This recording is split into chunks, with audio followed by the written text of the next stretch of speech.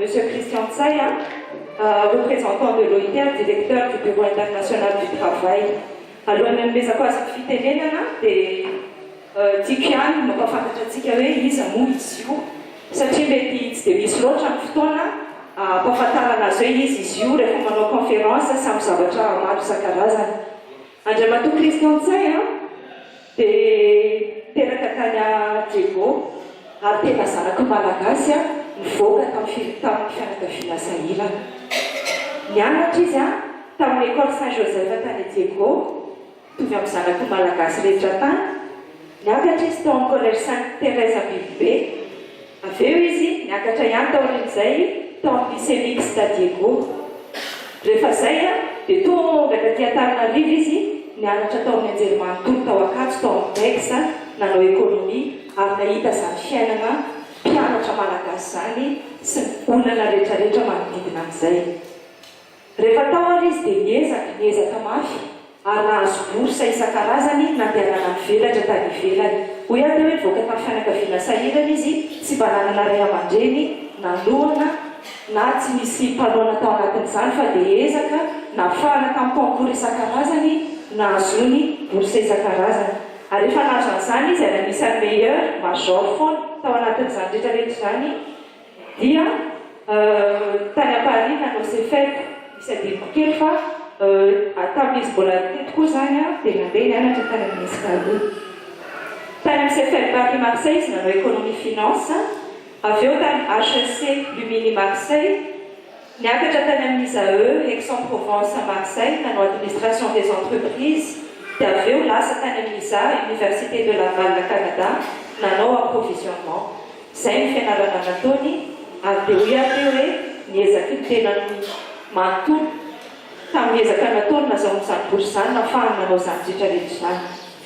Rehefa tonga tao amin'ny tontolo ny asa izy dia nanomboka auditeur junior ary tsara marihana ampaherezana antsika tanora mihitsy fa natongan'izy io tafiditra auditeur junior tany amin'izany Sud Marine entreprise na chantier naval zany dia nifikirizana nitady responsable ressources humaines izy tamin'izany fa tsy mety andresy ny olona tsy naraiky izy fa tonga dia niakatra tany amin'ny tohatra hoe tsy maintsy mahita ny responsable ressources humaines dia eritrerety hoe gasy kely andeha insiste tany amin'ny fazary hoe za tsy maintsy mahita ny directeur des ressources humaines.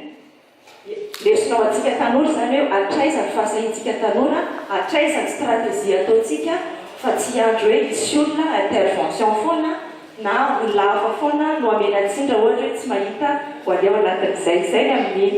Avy eo izy verina taty Madagasikara ary dia lasa directeur administratif et financier, directeur général adjoint, directeur général ny secret na teto Madagasikara. Niala tao indray izy dia lasa directeur général Solima ary tamin'ny androny ny anisan'ny nisy olana lehibe tamin'ny privatisation ny Solima ary anisan'ny tompon-kevitra tao anaty ary tompo-pandaminana tao anatiny izy natonga n'izany tantara izany lamina tao anatin'izany fotoana sarotra dia sarotra tao anivon'ny Solima izany. Avy eo dia coordonnateur national tamin'ny projet BIT PNUD izy ary président exécutif ny entreprendre à Madagascar. Rehefa afaka indray zany dia lasa ministre ny tourisme izy teto Madagascar ary tamin'ny androny no nananganana ny office national du tourisme sy ny office régionaux du tourisme sy ireo projet maro isan-karazany tao anatin'izany. Avy eo izy tao anatin'izany dia lasa président du conseil d'administration Hilton Andilana Beach service tamin'izany amin'ny fotoana izany.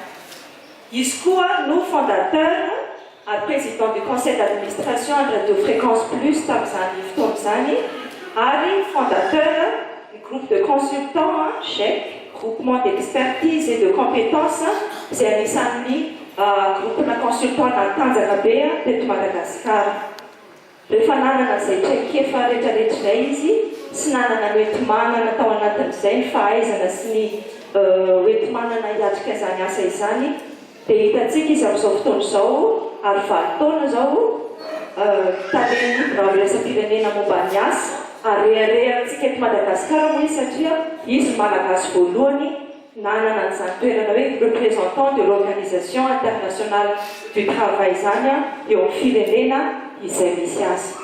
Ny tanora dia ho avy n'ity firenena ity kanefa ohatra ny fijerintsika azy ohatra ny lazaina fotsiny le izy matetika fa tsy atsetsika contenu ataoko fa ny zao zavatra ataontsika tia fatrovakinankaratra zao dia anisan'ny opportunité anankiray mba asitsika contenu amin'izay le zavatra nataontsika satria io za tamarina teo tsy fotoanan'ny propagande fotsiny no ahafahantsika manome t-shirt ny tanora fa mahafinaritra fa tampotra propagande mbola misy any t-shirt nalala miasa nanaovantsika azy zava-dehibe tokoa zay satria matetika antinotino rehefa tonga ny fotoana anaovana ny propagande ometsika t-shirt daholo mbola rehetrarehetra rehefa vita iny dia tsy lasany iny dia tsy atsony hoe ankany-mamao koa mbola omena an'iny ka mankasitraka amin'ny fanotroana na indrindrindra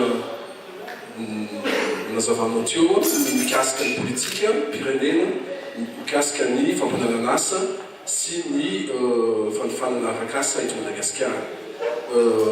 Mahafinaritra satria tonga dia fomba fijery ny mpitondra fanjakana no omena aloha ary mandrafitra ny zavatra ataontsika zao tolakandro zao.